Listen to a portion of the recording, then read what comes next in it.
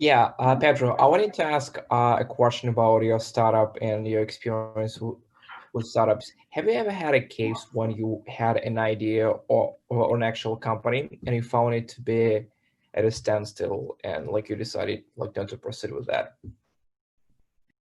Yeah, I have a list of ideas, of startup ideas, and I've had many that didn't work or I didn't pursue.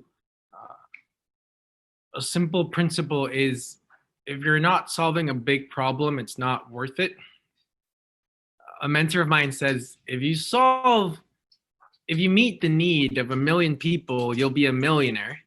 But if you build software or platforms or whatever to meet the needs of billions of people, you'll be a billionaire, right? So you have to really, really think big. And you see these network effects with Uber, with Lyft, with Facebook, with so many startups that disrupted markets, right?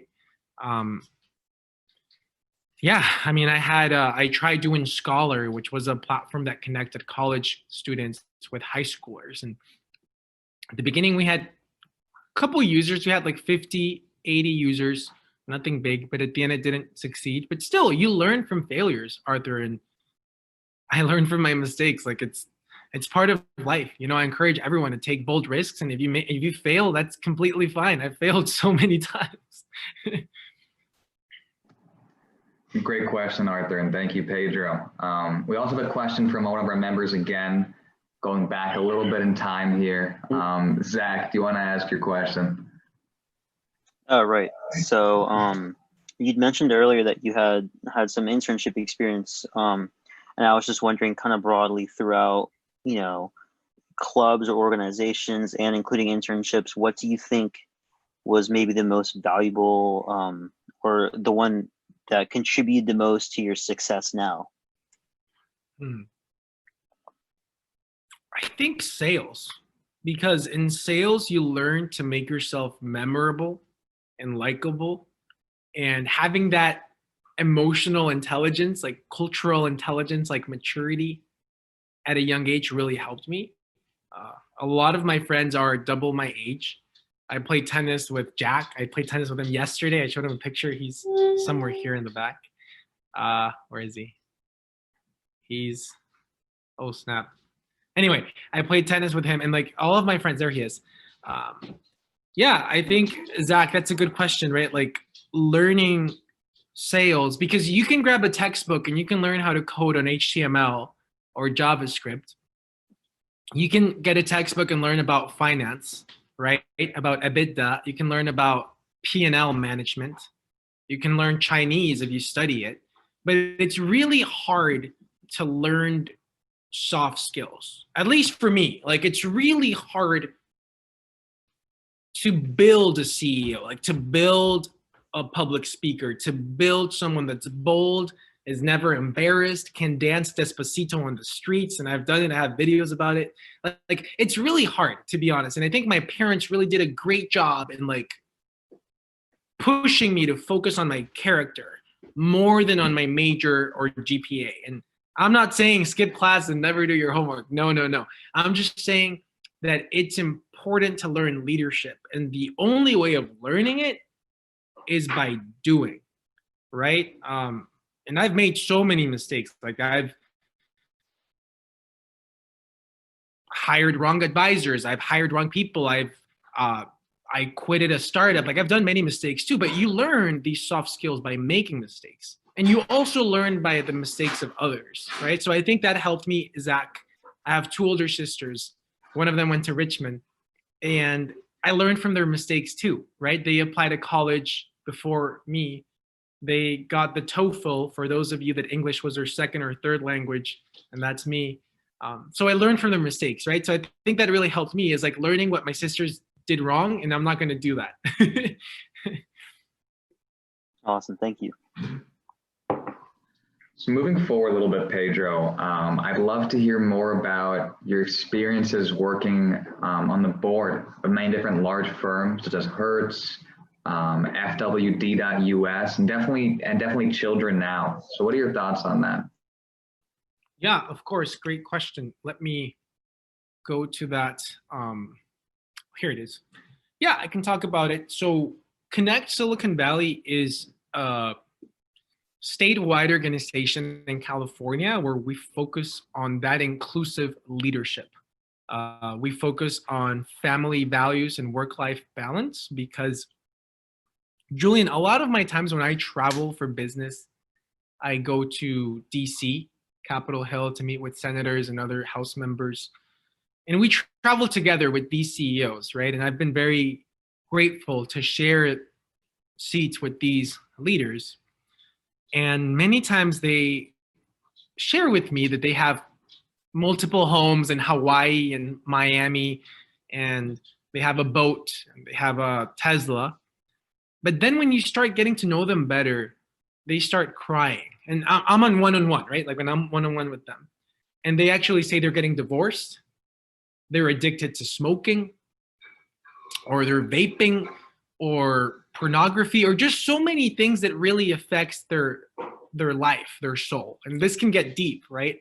And so I'm very passionate about that work-life balance. And that's what Connect Silicon Valley does, is promoting those values of taking rests and learning when to say no and spending time with your loved ones. And we've helped many executives, really important people, like these are like Forbes authors, like CEOs, and they've changed from being workaholics to, hey, not everything in life is making money. Then with children now, a similar example, we advocate for children's rights, education reform. We've done salad bars and nutrition reform in Sacramento, capital of California. I got into the board thanks to my mentor, Bill Coleman. He was the co-founder of BEA Systems, acquired by Oracle in 2008. He was also CEO of Veritas Technologies and an executive operating partner at Carlyle Group, private equity. So he recommended me to the CEO. We met for lunch and they hired me, right? That's the value of relationship making, Julian, is if you have someone who vouches for you, things will go way faster, right? And Plant with Purpose as well. I'm part of their board of advisors, and they focus on helping people in agriculture, farmers in developing countries like Dominican Republic and Africa. And same thing, I met them through, I gave a keynote presentation in Palo Alto, and one of their executives was there, and he was like, we need a millennial Gen Z board member. And we met for lunch, and same thing, you know, we joined. So I think that's the value of relationships. Definitely great point. I think you're the king of making relationships, the king of networking. So, but also to your point about having a position as a board member, you mentioned to me that the resume it takes to be a board member is different than the resume for a job. And tell me why you think that. Yeah, of course. That's part of the leadership training that we do with Jorge, my co-author, and Lily Valletta. And by the way, this is the picture, I found it, with Janet Napolitano for the UC Entrepreneur of the Year. But anyway, yeah, because usually a CV for a job is different because you talk about your operational experience, Julian. But then if you're a part of a board or a council, the principle is your nose in, but your hands are out, because board members are not operational executives. Like, they're not in the day-to-day business. Board of directors are directing the direction of the company by hiring or firing or retaining the CEO. So it's more of an advisory role, right? Like monthly committees, depending on what committee you're in, quarterly board meetings. So as a board member myself, I learned to think strategically. It's more like consulting. I don't know. Do we have anyone into consulting? I think Arthur is into consulting, right? Yeah. So at this point in your career, being a board member, it kind of is a transition from, you know, working for yourself, trying to build your own career, to helping other people. So you want to talk a little bit, I mean, I know that helping other people is something that you're very passionate about. So this is just another extension of the same value, but do you want to talk about how that was in a transition of your career? Yeah. I think You know, in all candidness, I want to start more like exciting startups. Uh, I love being on boards, but as I said, it's not really that interactive because you're more like giving advice and you meet on roundtables and Zoom meetings. I was just talking to a friend at Oracle literally 20 minutes ago, and he was like, dude, let's start a software company again. And I was like, you're gonna leave your Oracle job? Like you're making so much money. And he's like, yeah, like I'm tired of 9 to 5 jobs. I want something more crazy.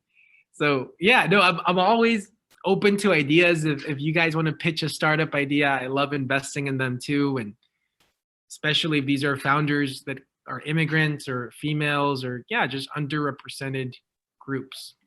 We hold a occasional pitch competition where we allow our members to pitch to a panel of judges for a prize. So if you'd be interested in being one of our guest judges in the future, that would be awesome.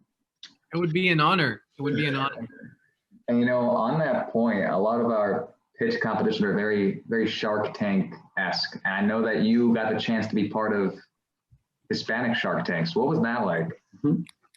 Oh, that was crazy. So I met Manny Fernandez, who's an angel investor, and Manny was an early investor in Snapchat and other really cool startups like 5 years ago or 10 years ago when Snapchat wasn't that famous, I guess. Maybe I'm too old for you. But anyway, and Manny called me and he was like, do you want to be on Univision's Spanish Shark Tank? And I was like, yeah, I'd love to. Like, I can speak Spanish, dude. I'm from Peru. And so he was like, okay, you have to fly to LA Friday. And it was a Wednesday night. And I was like, you're crazy. And he's like, dude, it's up to you. You take it or you leave it. And in Spanish, we say, se pasó misa de once, which means like you have to really take that opportunity. If not, it never comes again. So I got my ticket on United Airlines. By the way, I fly United all the time. And they had a Hispanic CEO. I think that's why. And I land on LAX and I meet all these sharks, right? Manny Fernandez was there, Jesus Mantas. A lot of, these are all Latino, Latin American investors. And they grilled you. Like, it's actually not that fun. Like, they ask you so many questions. They don't trust your P&L projections. Well, no one really trusts your 5-year P&L projections because no one can really predict the future, right? Especially now with COVID, everything is messy. No one knows what's going to happen. I met with my mentor, Pat Gelsinger, yesterday at VMware. He was telling me he met with like the CEOs of like the 4 major banks, right? Like Chase, Bank of America. Oh my gosh, I'm blanking out. Wells Fargo and Citibank.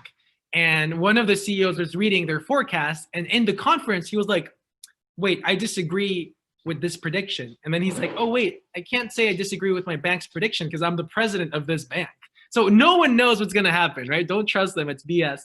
And my point being is Shark Tank was a great experience. It's more of a show, to be honest. They train you how to like negotiate. Negotiation is very powerful. So I don't know if we have any negotiation experts in the house.